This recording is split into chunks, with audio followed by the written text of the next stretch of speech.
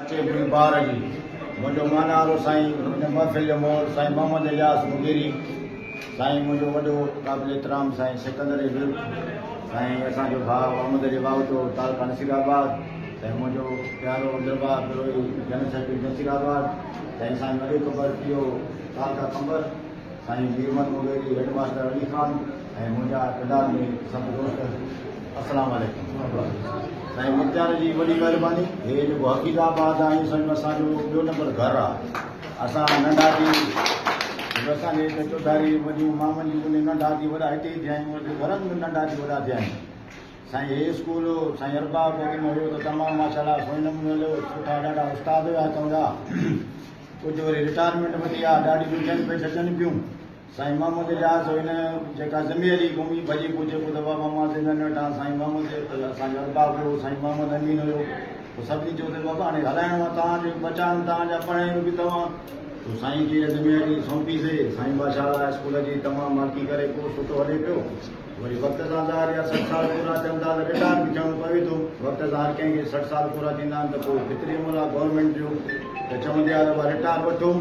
उनजे करे अॼु वरी ॿिए हंधि असां साईं जो प्रोग्राम न थियलु हो की भई छंछरु ते त साईं जे घोट में ख़ुदगी थी पई त प्रोग्राम कैंसिल थियो अॼु वरी हिकिड़े को मुगेरी उस्ताद आहे असांजो तमामु वेझो साईं वॾे जो उनजो बि प्रोग्राम न थियलु हो ओचितो राति में फ़ोन कई त प्रोग्राम उनजे करे मजबूरनि असां साईं वारा उन प्रोग्राम में शिरकत कईसीं उहो बि असांजो तमामु वेझो दोस्त हुयो मुगेरी जो उते बि साईं पटके रस्म में साईं माशाल्लाह साईं लाइ पटको खणियो जेको साईं हुनखे पटको पेश कयो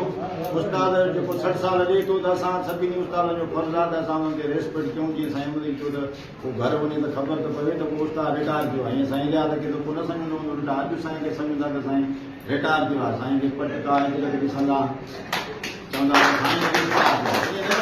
साईं ॿीहर घोट थियो आहे शादी करी आहे न चवंदा गिरजाया बाक़ी साईं जो रिटायर थियो आहे साईं खां असांजी दुआऊं गॾु वञनि कमकार हवाले सां साईं खे को टेंशन न हूंदो जो असां गॾु आहियूं दलाल कयूं इनशाला साईं जेके बि महाराज हुजूं घर वेठे साईं खे वठी ईंदासीं